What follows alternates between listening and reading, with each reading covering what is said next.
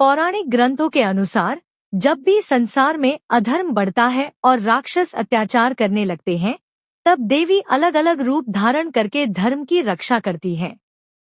एक समय ऐसा आया जब शुंभ, निशुंभ और उनके सेनापति रक्तबीज ने देवताओं को हराकर स्वर्ग पर अधिकार कर लिया। देवता पराजित होकर विष्णु और शिव के पास गए और उनसे रक्षा की प्रार्थना की। भगवानों की आज्ञा से देवी दुर्गा ने युद्धभूमि में प्रवेश किया। कई दिन तक युद्ध चला।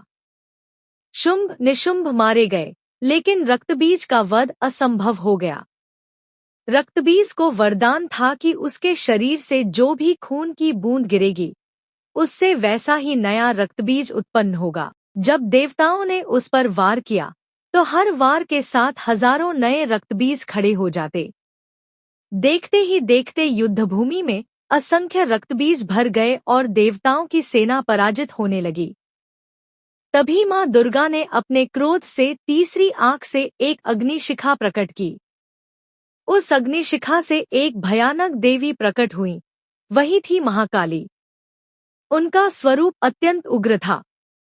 गहरा श्याम वर्ण, बिखरे हुए केश, गले में नरमुंडों की माला, कमर में बाथ की खाल, हाथों में तलवार और खप्पर, आंखों से अग्नि की ज्वालाएं, जीभ बाहर निकली हुई।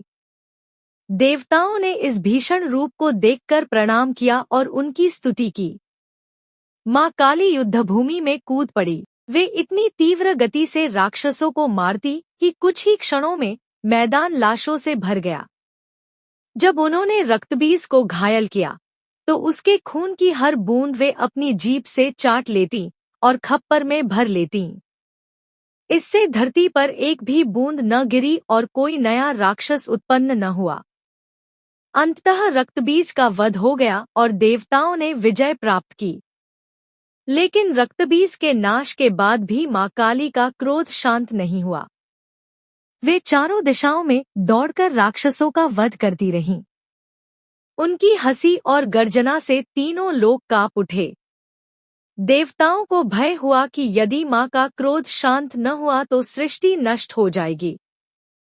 तब भगवान शिव ने एक उपाय निकाला। वे युद्धभूमि में मृत शरीरों के बीच लेट गए।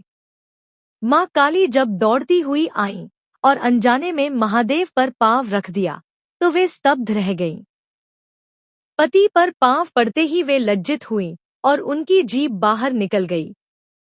यही दृश्य आज भी मां काली की मूर्तियों में देखा जाता है। मां काली का रूप भयानक अवश्य है, परंतु उसमें गहरा आध्यात्मिक संदेश छिपा है। उनका श्याम वर्ण अंधकार और अज्ञान का प्रतीक है, जिसे वे नष्ट करती हैं। नरमुंडों की माला अहंकार और पापों का अंत दर्शाती है। बाहर निकली जिह्वा नियंत्रण और संयम का संदेश देती है।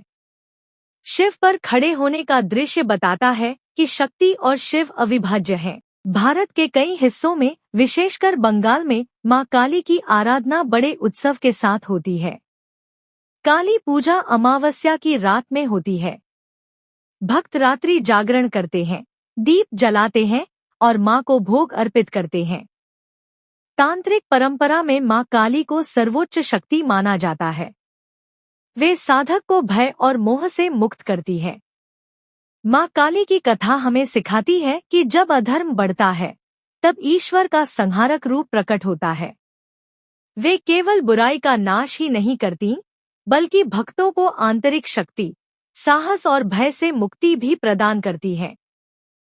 माँ काली का स्वरूप शक्ति है, एक औरत की शक्ति जो कभी किसी से डर नहीं सकती, जो सॉफ्ट तो है मगर डेंजरस भी समय आने पर।